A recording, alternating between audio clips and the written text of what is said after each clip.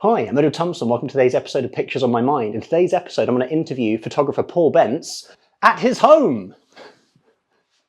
Hi.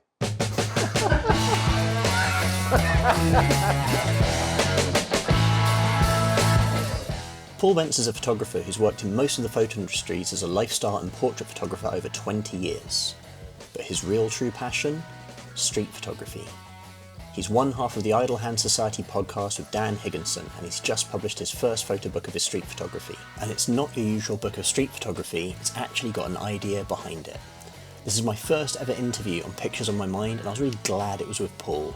Him and Dan have promoted so many other photographers with their podcast over the years, so it's time to have a good look at Paul's latest project. That's good. Yeah. Paul, thank you for inviting me to your home here. Hello, welcome. And for being my first ever guest on the show. I feel honoured. Inaugural guest. Honoured. And we're here because I want to talk about your new photo book, Not So Far. Okay. So could you tell us a little bit about how you made the work, or how you got to make that work? Yeah, so I've been a photographer for coming up to 20 years this year, and I've always shot on the street. And about 10 years ago, I read an article online by Joe Kohlberg, and he talked about the ethics of street photography and how Winner Gripe pretty much said, just because we can do it doesn't make it okay. And he talked about the types of passive surveillance and active surveillance.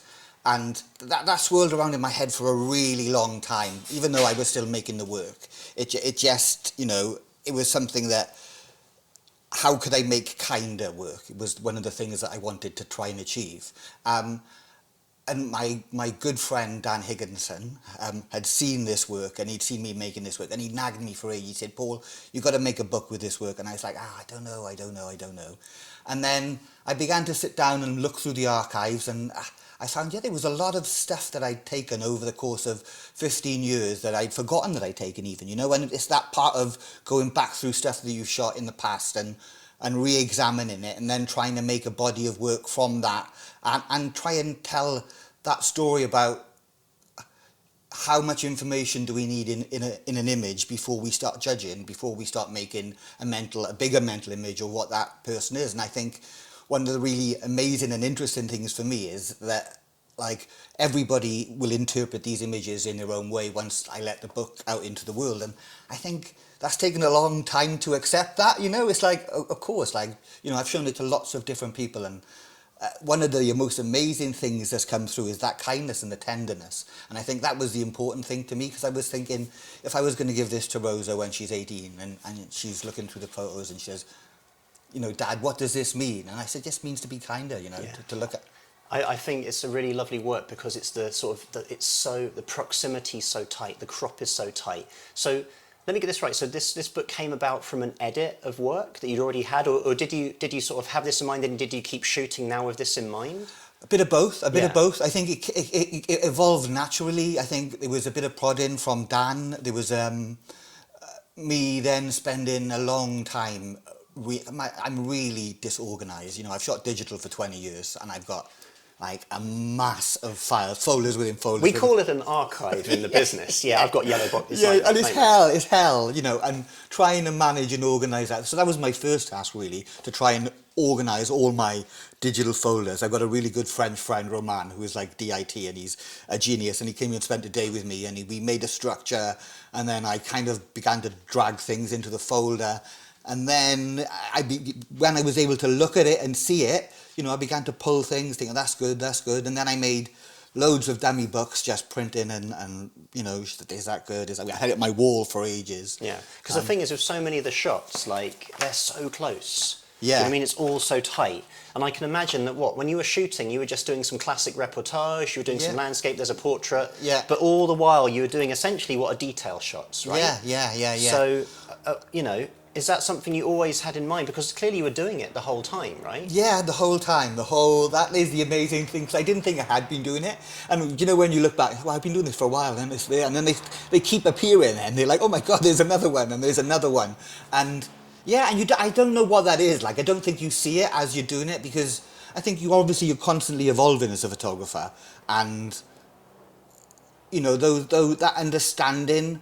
You know, when I first came into street photography, I thought Bruce Gilden was amazing, right? He was like the signpost. It just caught my attention, and I thought, how the hell is he able to operate with the flash? And I was watching YouTube videos, and there's one time he's taking a photo of a guy, and it's not a gun, you know. He's like, how can he operate like that? And what it does, though, I think the trick there is it tricks photographers thinking that's the way, right? But it's not the way. It's not the way, through that right? process, so it's incredibly dehumanising. Yeah, totally. Whereas this is like the antithesis of what you've done or attempted to and have successfully done, which is humanising. Yeah. So look, right, I was looking through the book, and it's a bit, for me, it was like reading the work of a new writer. And what you've done is you've got such a structure and visual style, so coherent through the book. At first you're like, it's a detail shot, it's a detail shot, and then suddenly you're like, oh, I get it. And once you're in your way of looking, it becomes, oh, it's pleasurable, because now you're seeing the world the way you see it, your intention is through. But it is an adjustment at first, you know. I wasn't sure what to expect. And let's talk about the cover. Yeah. What is it with photographers not having photos on the covers? Well, this is so my good friend Jaime Gilly from Venezuela. You know, he's had his work in the Tate, and he's really well known, and he does sort of that graphic stuff on cars and on minis. And I said, oh, mate, can I ask a favour? I'm going to do a zine, a book. Would you do the cover for me? He said, Paul, he said, no worries. I do something for you, man. You know. Sorry, Jaime. And that's how this came about. Because obviously, I was joking about, obviously, you know, I understand totally why you wouldn't put a photo on the cover, because sometimes it will pin it down to very one singular image. Yeah. And by having this more kind of like abstract, I mean, does it mean something? Do you know what it means? Are you willing to share that? Well, I just think it means that, you know, we all a bit. To me, it just says a bit of shape shifting, that we're not what we think we are. I think that's kind of. Well, for me, it's ephemeral. Like the way it's leaking. It's like it's a moment, and it's all of us. And I don't know. And you forget, like, you know, photography has an amazing way of freezing a moment that's gone and lost forever. And you know, that child, you know, who knows when you took that photo? Maybe that kid's like in his 20s now. We just don't know. It's all these little moments lost, like tears in rain. No, it's not quite. Anyway, so yeah, about accents, Paul, because I need to get onto this quickly. Now you reminded me. So I picked up a bit of an accent from you. So where are you born? I'm South Wales originally. Where in South Wales? Penabont, or Bridgend as we call it. Nice. See, because obviously Dan Wood's from Bridgend. Yes. You might not tell by my accent, but I'm also in the Welsh Mafia. Are you? They might be English. So. I was born in Swansea. Swansea. Oh, my Abertawe. So check it out, right? I've got Catherine Zeta-Jones. Hello. And Dylan Thomas. Good night. They're in my squad. So who's the famous Bridgender? Who have you got? Ooh, Gareth Thomas. We've got, who else have we got? It's Dan Wood. Dan Wood. And maybe, like, let's not upset the English, because they might. We'll move on. There's no. So look, so you've put the book together, you've got your edit, you've got your cover. Now I know from doing books myself, the nightmare that obviously is making the choice, but you said you had the structure given out. Yeah. Sequencing. Yeah. Like. So maybe I should talk about. We've got a good friend called Peter Clarkson, who's a graphic designer that, again, I've known for 10, 15 years just through Instagram and social media, and I've met him a few times and become friends. And I talked to Peter about, you know, the idea of the scale of the images. I kind of wanted it at some point so they're not all the same size and they're at different points on the page. And the idea for that was I wanted at some time to make you bring the book closer to your face, to look closer. And so we talked about that. And I think that's, you know, I don't know if that works or not, but I kind of like the idea that, you know,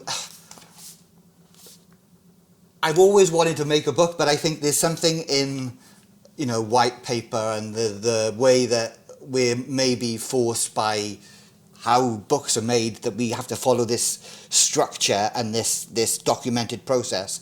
And part of me is like, this book confines to all of those things that I didn't want it to be. But at the same time, I think I needed to make that. But also it's a vehicle for the work. You know? And sometimes with a photo book, right? You let the work speak for itself. Totally. And your work, your edit is so succinct. Do you know what I mean? Yeah. The nature of the photos, and I mean the interview. You just showed this photograph again. Like, it's like I look at that, and to me, it's almost like a memory. Do you know what I mean? It's like I've seen that. I don't know. It messes with my head a bit. I feel like it's something that Sigmund Freud talked about was screen memory. Was the idea that, you know, a lot of the memories that we have, we think that they're in our lives, but seriously, they were from like a film, or they're from something you read in a book. And yet our brain assimilates that information. So some of these really, you know, Yeah, they're cool. Very cool. They really kind of mess with your head. And how did you get so close? So I mean, I think maybe I can lift the curtain up ever so slightly. So I shot medium format for some of it, not all of it, but that photo was shot on a medium format. So I didn't necessarily need to be, if I was with a 50mm, I've got more. That crop is giving me that space. Is that why some of them are printed so small? Yeah. well, actually, I think because they were older images, actually. So you can see this is like shot on a, I don't know, it was a really, some of them are going back to like 2001, so it was 5 megapixels. Yeah, really. So yeah, but I don't know. There's something about once you make a book and you've done it and you let it out into the world and you start hearing different people, you get the feedback and it's kind of it's just a nice feeling to have achieved it, that because like I've got ADHD, so my brain is all over the place. Like I'm really open about it, and so actually physically making the book, getting it printed, selling it, talking about it, that to me is like, that's the achievement in itself. I didn't care if I didn't sell one, right? It was just make it exists. They exist, you made right? It. Yeah. That's nice. And I think, yes, it's been quite well received, so that's kind of good news. One of the things I really wanted to make a book that when you turned, this might sound really weird, but the texture of the paper was really important to me. And in terms of budget and getting as close to it as possible, there's obviously compromises, right? So that's one of the things that you're coming. I'm really happy that this cost like 11 quid to make, and I sold it for 22, I think. So I wanted it to have a texture feel. So when you like the images, there's a softness and a tenderness, and I pushed it as far as I could with budget and texture, and I think it's not bad, It's not, so so it's uncoated. Do you remember what GSM paper main paper stock is? I want to say I've got it. Is it 170? 170. Yeah. I think it's 170. And then obviously covers a fair figure. Is that 250 for the cover? 250 for the cover, and it's what they call it, PUR bound, perfect bound. Perfect bound.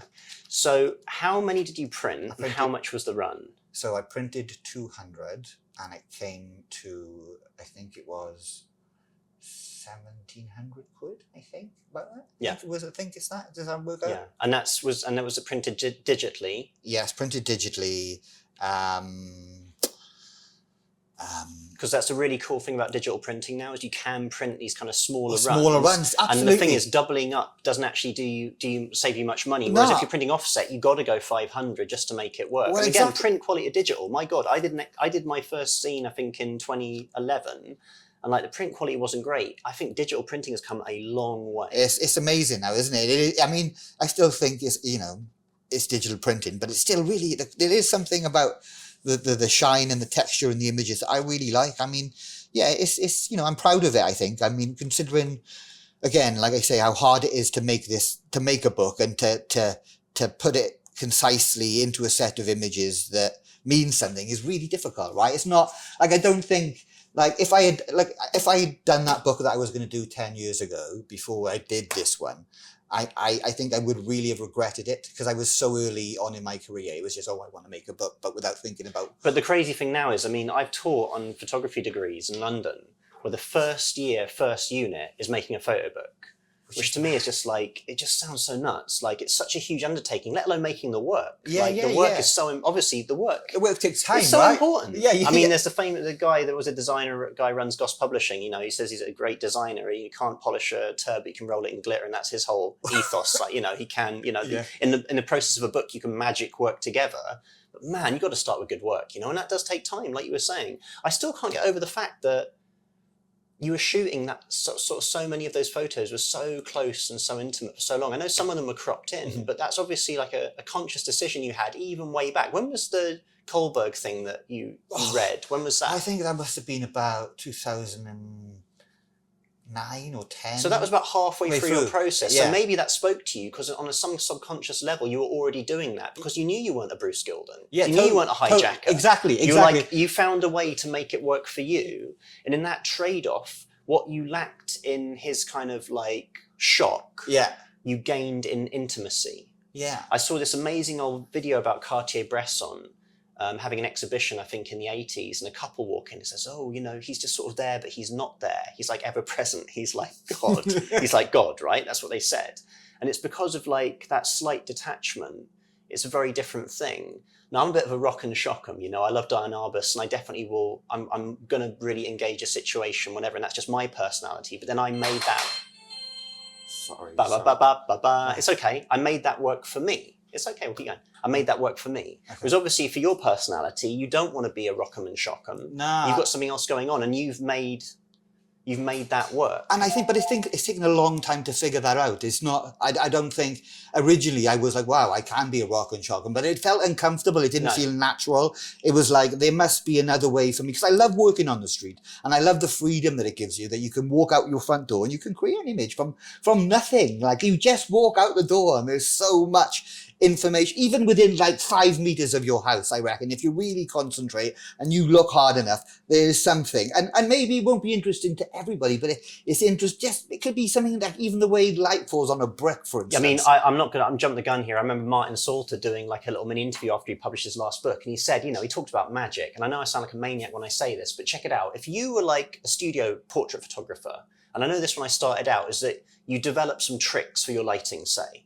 and you get known for that lighting. And every shoot you do, you take the same lighting gear, you do the same lighting, you know how you're going to sit the person, and in 20 years' time, you've got it down, you know exactly what to do every single time. What we generally do, you're doing street, you're doing documentary, you're doing photojournalism, you have no freaking clue. You have no control. Clue. And that's the kind of buzz of it, in that, okay, now I'm just going to pull a rabbit out of a hat today. Even harder when you're on commercial assignments and being asked to do this, because again, the amount of time I've had an editor send me somewhere being like, it's going to be amazing. And you get there and it's just like, this is how it looks, man. This is what I've got to work with. And they're like, what? So yeah, it's terrifying, but also that's the buzz, isn't it? Yeah, I think with you now having this sort of ADHD as well, I know I'm a little bit hyperactive myself. So when I'm in a situation where I'm kind of bouncing off it, I kind of feel excited, and that excitement then somehow, I think, leads her into the work. Yeah, and anyway. I think also that trying to figure out, how you can't search Google how to be kind with photography. It does, you're going to get not really, they'll give you a load of bullshit answers. But I think I spoke to Gemma, what's her name? The Messy Truth, Gemma, a while back. And I was speaking to her about, how would you make your work kinder? And I think there's a combination of ways, isn't it? I've been working on a later project, the Wandle Trail, for about the last... We got to talk about that as well. Yeah. For about the last 5 years. And I made a conscious effort when I was going to do this project that every portrait that I would take, I'd stop and speak to the individual. We'd have a conversation.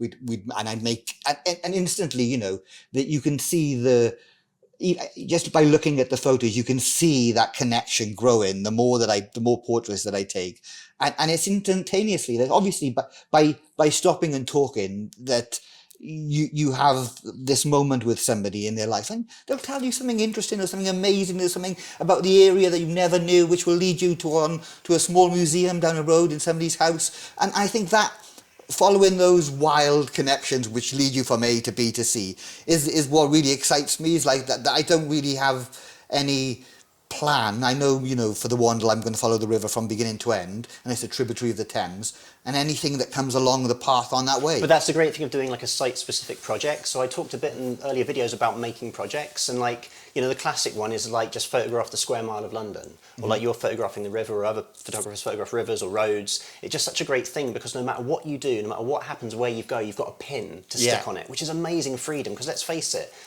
some photography projects, some photographers might hit it almost painting by numbers. Like, this is this location, this is this location. They get very specific, and before you know it, it's pretty dull. Yeah. Whereas having that wide gamut of like this whole sort of area, it frees you up to just kind of float around. So I love that, and I love that. That is the exciting bit, is that, there's something, and I know this is a cliche, but there is something amazing in being able to have a tool that will allow you to communicate with people that you wouldn't normally speak to. And I think that's what the camera does for me. It allows me into places and to talk to people that, even though I'm really young, I'm quite... I am quite an outgoing person, but I'm also quite awkward in groups and meeting new people. I don't really, I get a bit of a sweat, I'm like... But it can also be like... But it's you just don't want to upset anyone. But it makes you kinder, though. It makes you more empathetic. Considerate, yeah. I think, and that's what photography does. I think that's what... I think for me, that has been like the biggest joy for me, it's made me kinder, the camera. And that might sound cliche and cheesy, but it has. Like, it's made me want to be interested in, you know, the guy sat at the end of my road. Interesting story. So there's a woman called Jean that she lives about, I don't know, half a mile from me in a council estate, and every day she comes down the hill with her Zimmer frame, you know, back and forth she goes, and I've got a few portraits of her, stopped and talking to her loads of time. Anyway, I went to Tesco last week and she was sat on the side of the road and she couldn't walk, basically. And I said, Jean, what are you doing? She goes, oh, I've done my foot, I can't move, so let me go and get my car, I'm going to give you a lift. And I took her home, and I said, well, haven't you got like family? She goes, yeah, but they won't do anything for me, Paul, you know, useless they are.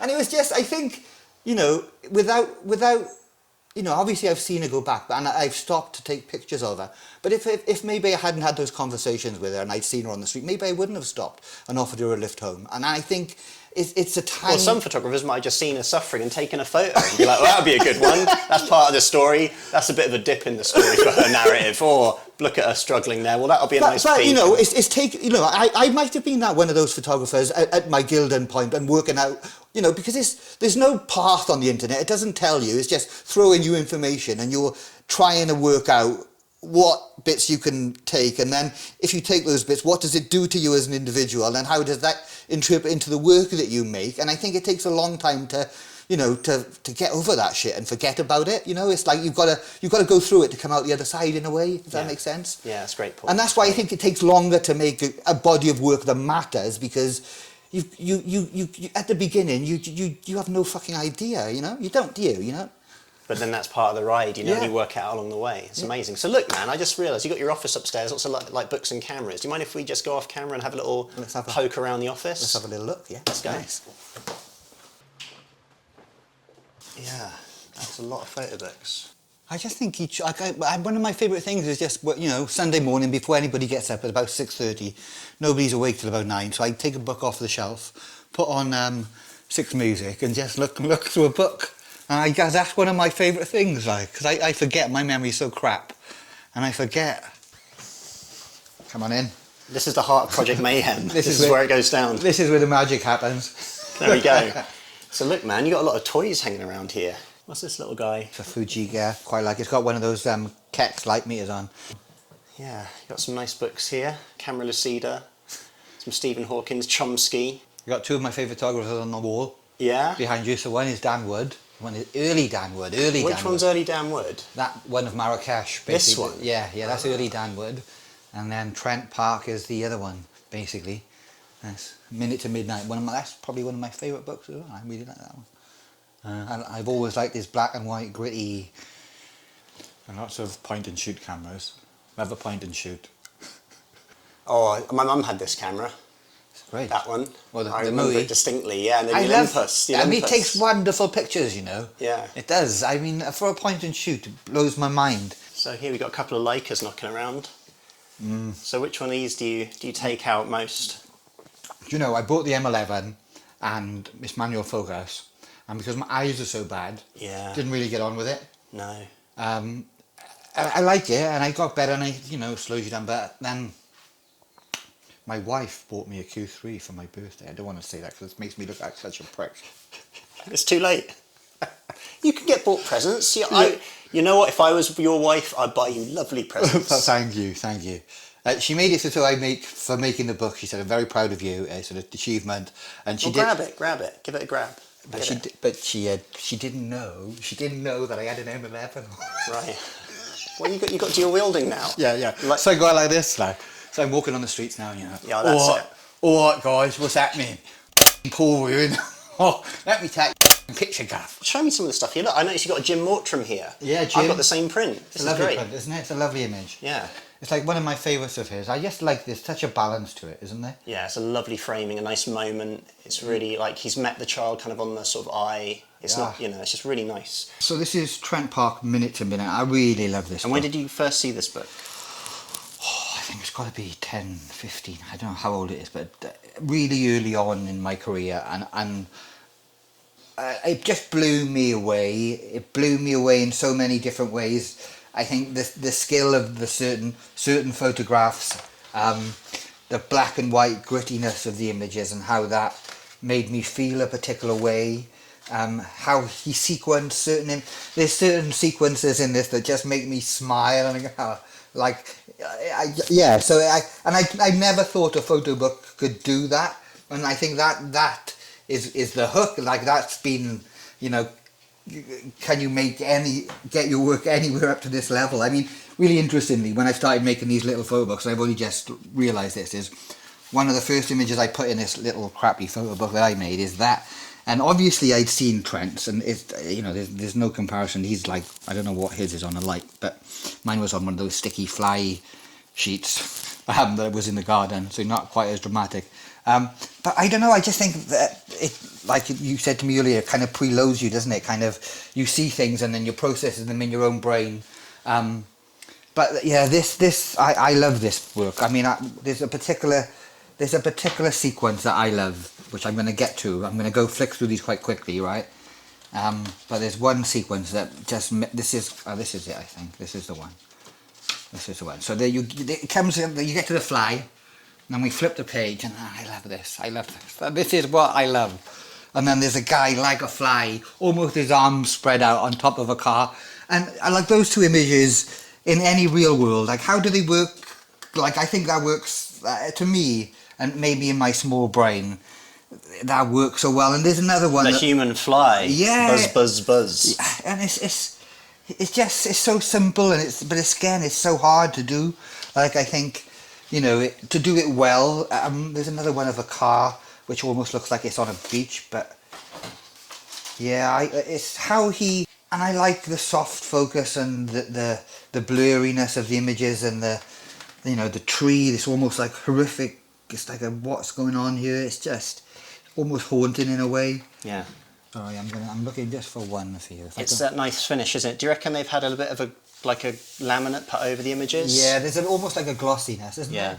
Like a sheen to it. Because sometimes with like a silk paper it can do that, or maybe it is just silk paper. What do you think? Yeah, maybe. But yeah, it made me fall in love with photography. I think, but it's funny, I don't associate you. I mean, actually, that's not true. You do have a lot of black and white work on your Instagram, don't you? Yeah, well, you do shoot a fair amount. Yeah, a mix, you know, and I mean, everyone knows this photo. This is like, if you don't know this photo, get out. Get out of town. But it's again, though, isn't it? Isn't it the wonder of what a camera can like?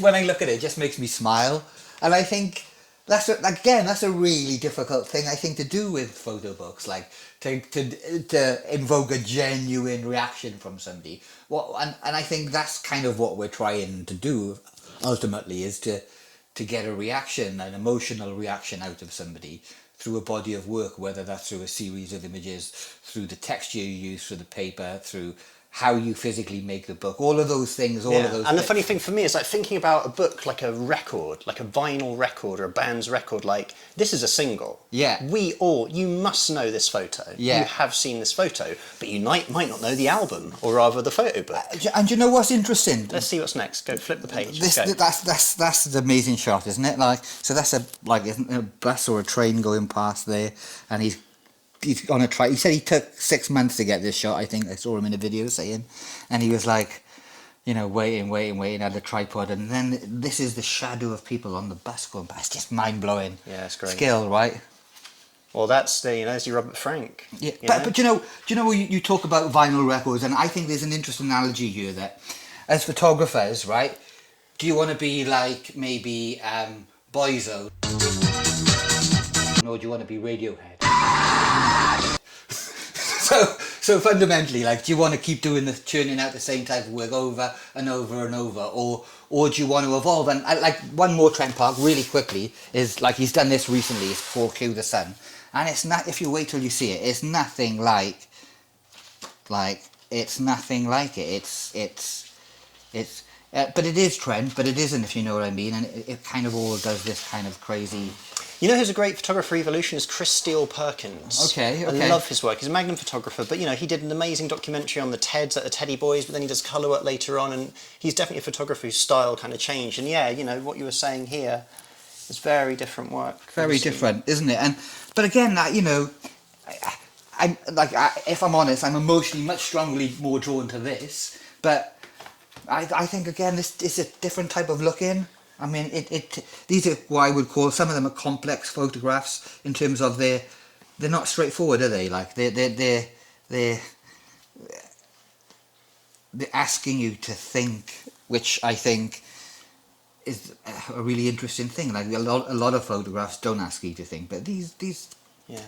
Well, I like the thing of like busy images. Like as an amateur, you're like, hey, one thing's in the frame. That keeps my interest. But the more you get into photography, you're like, oh, wham. And then suddenly it's like, oh my word. Hey, you know, this is like incredibly busy. But yeah, so now it's really busy, but you know, you can still kind of decode it. And that becomes more thrilling than just the cheap hit of like, hey, that's just a tree. It's like, what if it's a tree and it's a man, it's a bike and it's someone, you know. Yeah, I love his work, and I was looking downstairs, and something I really loved as well is Rinko Kawuchi, as it is. This again, it just shows you that, you know, it's just beautiful images and how she combines them. I love. There's a tenderness to this work that I think you just see from the moment one and all the way through. It's just this gentle blend. And you think you're going to get something, and then it changes. Hopefully I get to it. Yeah. One thing's really apparent, Paul, man, is like you love photography. This room is like, it's like your head. I'm like in the head of your photography. You've got your mothership here, your multiple 3-screen doofer. There's cameras hidden around all over the place, like you're some photographer assassin who's waiting to get the jump on by someone. You've got a nice Jim Mortram print. All this photo paper here is... And what's happening here? Like, look at these massive boards. So what are you making? So I love... this is the thing I've been getting into this year, just making tiny, handmade books. Almost, I kind of, you know, like a haiku poem, like, you know, just 10, maybe 15, 20 images. The books, interestingly, the books maybe start... So I'll give you an example. The book, this one, started like something like this. Look, that's original, what it starts like. And then... I got into, I don't know what, and revelation that's come to me really interestingly is that, and I started putting tape and taping them up, and packaging them really, and then I was thinking about why have I started wrapping these books in tape, and my dad for a career was a storeman, and his whole life was basically packaging up products, and I don't know. That might be a tenuous link, but like it was interesting to me of doing something with your hands, and you know, because digital is so, you're on a computer the whole time. It was really important to me that could I, you know, make something with my hands. I didn't really care. So tell me about what's in these books. What's in them? So they're all, you know, some of them. Let me show you. I'll tell you what. I'll go back to the. So I really wanted to learn how to do stab binding, right? And Sorry, stab binding. Yeah, I got you. And I didn't really so that was kind of the first effort, right? Really awful, poor stab binding. And again, I was just, you know, small, tiny books with, they're almost, I don't know, just small small groups of photos that maybe collectively mean something more than them on their own. And again, I kind of, once I'd made that not so far work, and this idea of kindness and tenderness and gentleness, once you begin to look back through your work, you see that it's there all the time. Yeah, and what I like is that these are unique one-offs, man. Yeah, like you're not mass producing these things. These are very personal, very little vignettes. Yeah. And I think I saw online you saying like you're going to do this for the rest of your life. Yeah, I really love it. I made one for. I mean, where is it? This one?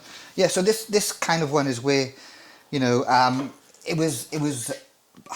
Again, there's a guy called, what's his name? Detritus Scene, David O'Mara. I loved.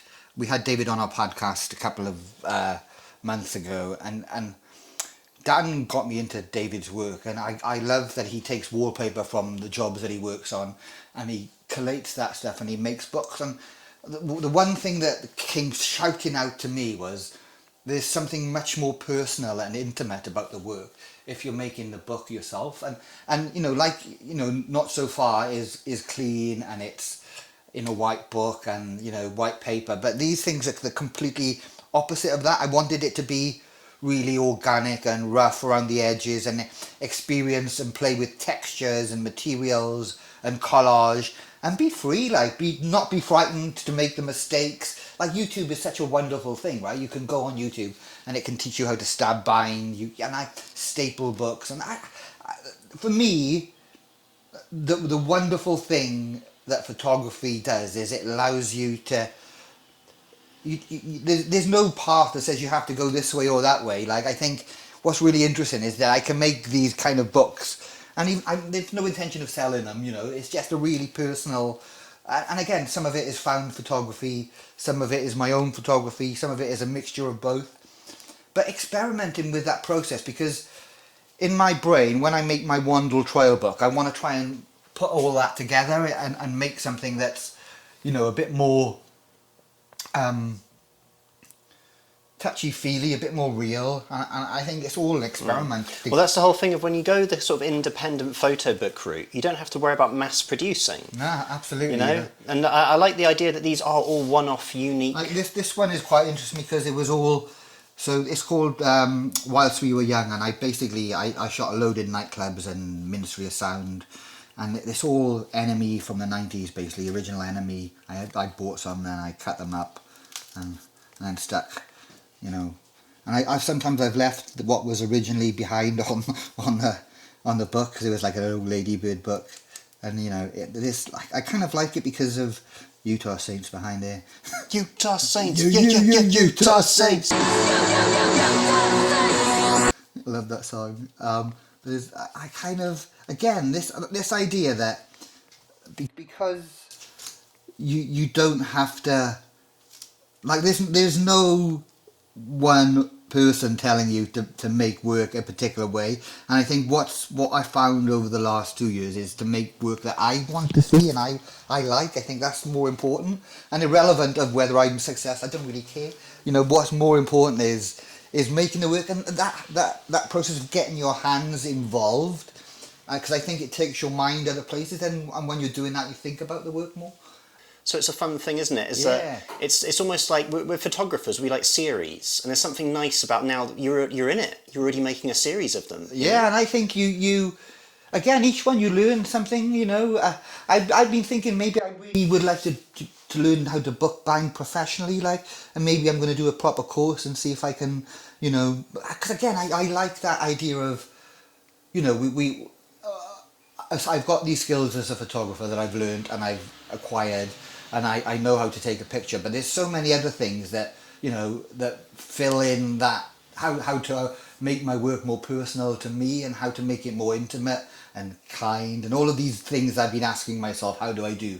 I think it kind of, if you can be the whole team on yourself, and I know that's difficult, and sometimes it is better to outsource to better skilled people, don't doubt that, but having the control to make the work that you want to make, and even if you only make one off, I think that's a really beautiful thing, because otherwise those photos just sit on a hard drive and you never get seen, right? They don't exist unless you bring them into life, you know. Otherwise they're just zeros and ones waiting to be deleted by obsolete technology in 30 or 40 years, you know. I think there's like now, you know, Doggy needs to see it, don't you, Doggy? Yeah. What do you think, Leonard? Leonard, you like this? You going to make some books? Is Leonard featuring any books? Does he feature in any books? He might. I don't know. Maybe I'll make a book just for you, Leonard. Oh, I think he likes that. Thanks for having me, Paul. I've really enjoyed you coming to my house, Edward. It has been a lovely occasion. It was nice to meet you in real life. I hope you feel that you've been welcomed here in the house of love. Thanks, Paul. See ya. Bye. See you, mate. Bye.